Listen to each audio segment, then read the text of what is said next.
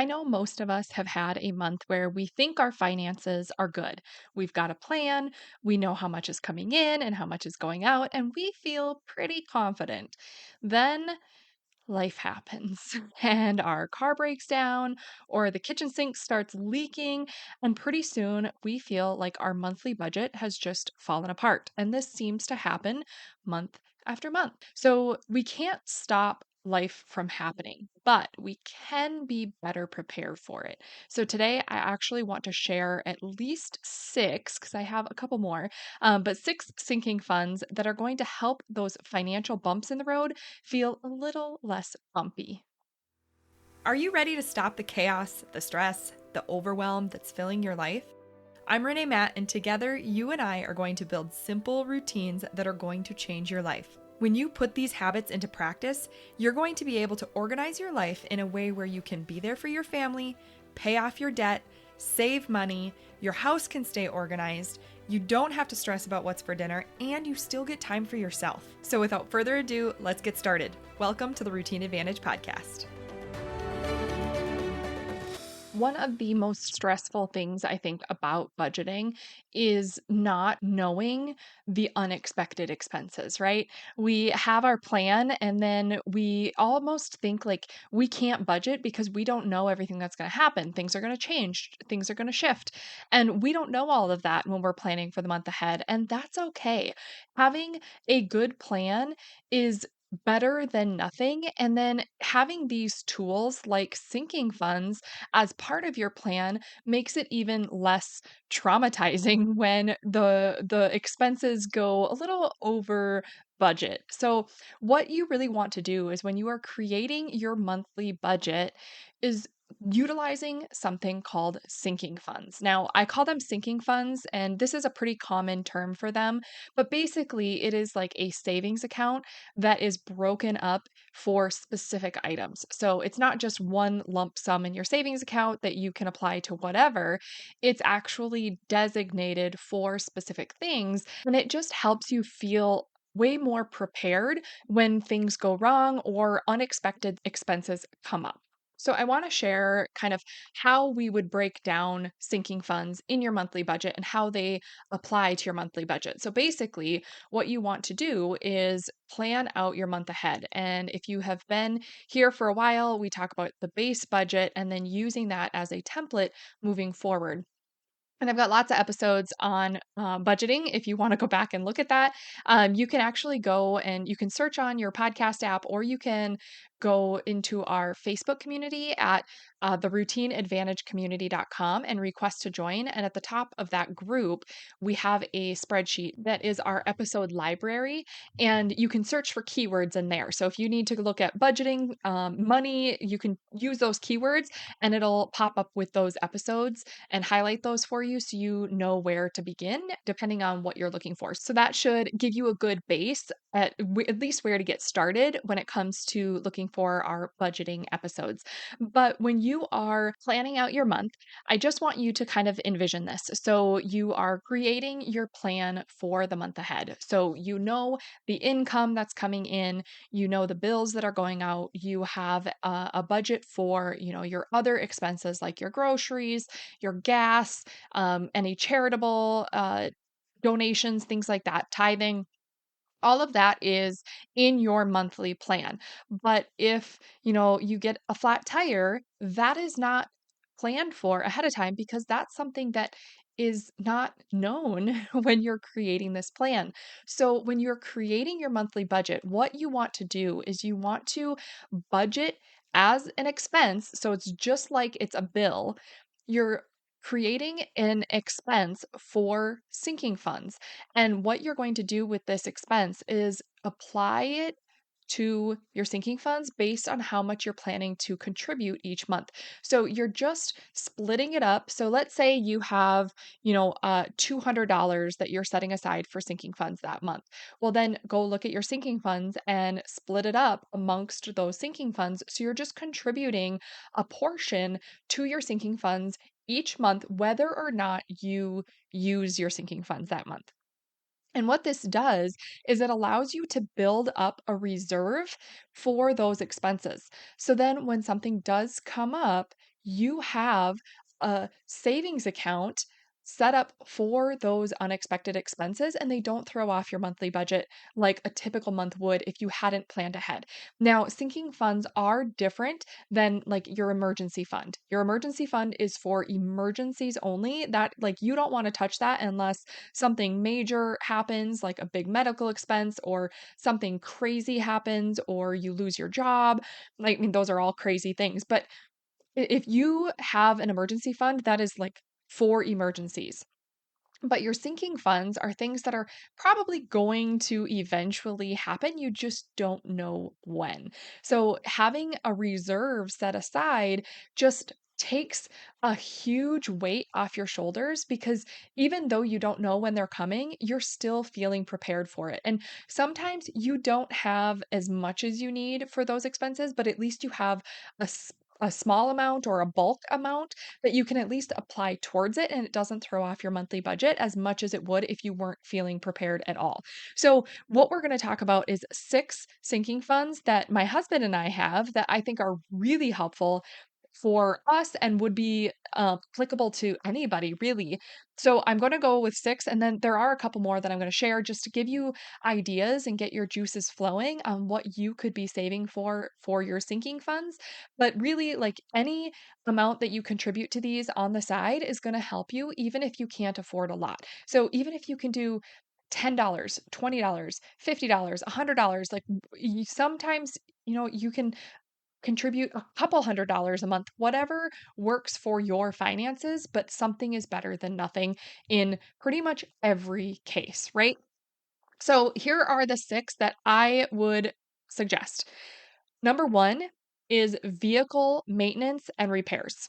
So this could be like if you get that flat tire. It could be if you all of a sudden, get in a fender bender and you have to pay the insurance company a deductible. So it's anything that comes up with your vehicle, whether it is, the repairs that way or it's maintenance. Like if you need an oil change, it doesn't have to come out of your monthly budget because you already have those funds set aside whenever you need them, whenever it comes up.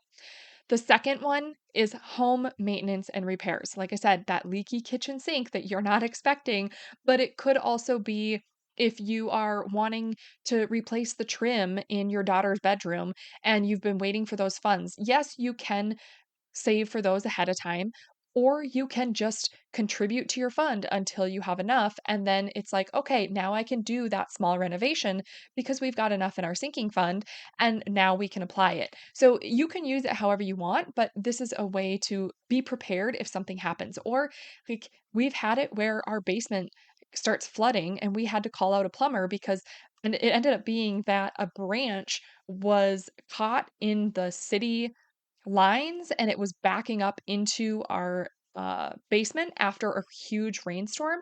So that was something that came out of our sinking fund because we were not expecting that expense. But all of a sudden, we had to call a plumber on a weekend, which also made it an emergency call, which made it more expensive. So we weren't even worried about it because we had already prepared with our sinking fund. And that took a huge weight off our shoulders. The third sinking fund is a Christmas fund. And if you do any type of holiday, you could do this for birthdays. If you have a lot of birthdays too, you can do it for anything like that. But having a Christmas fund takes the stress of gift giving away from the season. So if you are somebody that celebrates Christmas and you buy a lot of gifts or you do a lot of baking or you do a lot of events around that time of year, set up a sinking fund that you contribute to it all year long. And then you've got a bulk amount at that time of year that it doesn't even affect your monthly balance or your monthly budget.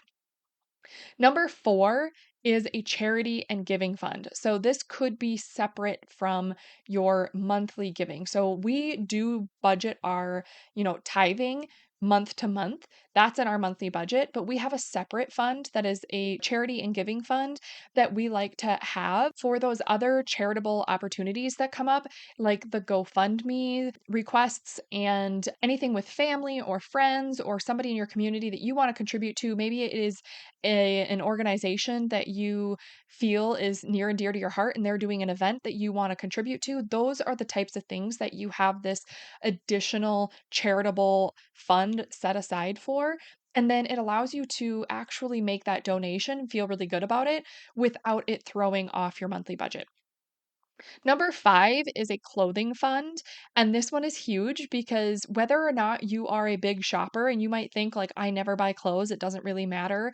I don't need a clothing fund." You still need a clothing fund because what happens when all of a sudden you realize that everything in your closet is kinda old and ratty and you have events coming up where you need new clothes and all of a sudden you have to replace several different items. Well, that's going to affect your monthly budget. So, being able to just set money aside each month, even if it's a small amount, allows you to build this clothing fund where when you need new items and you need new shoes and you need new dress shoes or gym shoes or you need a new jacket for the season, that all can come from your clothing fund without it affecting your monthly budget. And when you are doing a clothing fund, you could do one fund for the whole family, but my husband and I really enjoy we started it as one fund and then we ended up splitting it. So we enjoy having our own fund, so we contribute the same to each one because we spend at different times and we spend different amounts. So rather than trying to keep track and one person hogging the whole clothing fund, which I would be the one hogging the whole clothing fund, but instead of one person hogging the whole fund, we each have our own, and then we have that fund to spend within. So if you have multiple members in your family, this is a great way of doing it where you can just plug money aside every month and then you build up a fund. And then when it's time to go shopping, they can ask you or you can tell them how much is in their clothing fund and how much they have to spend. And then you also start thinking about, like, okay, how much is there? I know I'm going to need this coming up in the next couple months. So I want to save that. So, how much do I actually have to play with? And it starts making you think a little bit further down the line so that you aren't impulse purchasing as much as you would be without it. And then number 6 is a vet fund. Now, obviously, this one only applies if you have animals, but we have a dog. So sometimes there are unexpected expenses, like when he was chasing an animal, and I don't even remember what kind of animal it was, but it like attacked him because he was chasing it. And we needed to make sure he was updated on all of his shots and that he wasn't going to get rabies or something. So we had to bring him in. And of course, it was on a weekend. So it ended up being an emergency visit, which it always seems to happen on a weekend, right? Like, I don't know if that's just us or if that applies to everybody, but anytime something goes catastrophically wrong, it seems to happen after hours and we have to pay the additional like emergency fee for everything. Like it's so frustrating. But the vet sinking fund helped with that. So those are the 6 that I think are super helpful that apply to most people that I think would be beneficial to you to be able to set money aside and be prepared for those unexpected expenses so it doesn't throw off your monthly budget. But some additional ones that I was just kind of thinking about that I mean, I have another episode where I think I go through like 14 plus ideas. So I'm kind of pulling those back into here, but so if you've never heard that episode, you could go back and look for it. But the other ideas are like a back to school fund. If you spend a lot of money when it's time for the kids to go back to school, save it up in sinking funds so that you do it over the course of several months so it's not such a big chunk of money and doesn't throw that off. The other thing is if you are yourself going back to school and you need to buy all your books and you need to have all of that kind of stuff, you can have your own back to school fund. You could do a sports fund if your kids are in sports and you have traveling sports or local community sports and you've got a lot of like extra expenses for those things. This is a good time to have a sinking fund for those things. Also, vacation. Vacation is a huge one. You want to be prepared for vacation so that you don't have to put it on a credit card and you're not paying for your vacation long after you take the vacation. Like, how great is it when you can go on vacation, have it all paid for ahead of time? You can enjoy yourself and come back and not have to worry about the expense of that vacation because it was already paid for and done. The other 2 that I was thinking of is a tax fund or an insurance fund, and these will be especially helpful if you pay in for taxes, obviously, and also if you do the large chunk, to pay for your insurance, like, you can pay. Usually most insurance companies let you pay 6 months at a time instead of month to month, and you get a discount by paying, the lump sum ahead of time. So if you are somebody that does that, having a sinking fund that you're contributing to it each month like a monthly bill, you can just pay it to yourself, and then when that payment comes due for the 6-month insurance, you can just plug it in because you've got it all set aside, and now you get that discount as well. So there are so many different ways you can utilize sinking funds, but they are so helpful, and they are just a huge lifesaver when it comes to keeping your monthly budget on track. So, like I said, if you wanted to figure out how to save for your sinking funds, I mentioned I had that episode, and that one is episode 131, and that is 4 methods to save and manage your sinking funds. But just a quick recap of those 6 sinking funds that I would recommend is number 1, vehicle maintenance and repairs. Number 2, home maintenance and repairs. Number 3, Christmas fund, or you could do birthdays too. Number 4, charity and giving. Number 5, clothing fund. And number 6, a vet fund if you have animals. So I hope that that was helpful for you. And I hope that moving forward, your monthly budgeting will feel so much easier. Did you love that episode or learn something useful? If so, would you do me a huge favor? My goal is to grow this podcast and help as many women as I can break free from the overwhelm so they can truly enjoy their life. The best way for me to do this is for you to leave a 5-star written review on your podcast app and to share this episode with a friend or in your Instagram stories. I appreciate you being here. I hope you have a wonderful day, and I will see you on the next episode. Take care.